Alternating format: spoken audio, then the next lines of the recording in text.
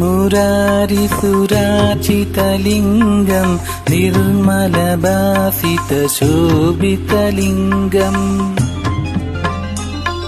जन्मजदुःखविनाशकलिङ्गं तत्प्रणमामि सदा शिवलिङ्गम्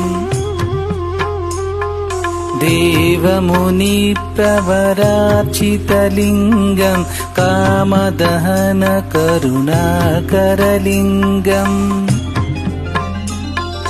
रावणदर्पविनाशनलिङ्गं तत्प्रणमामि सदा शिवलिङ्गम्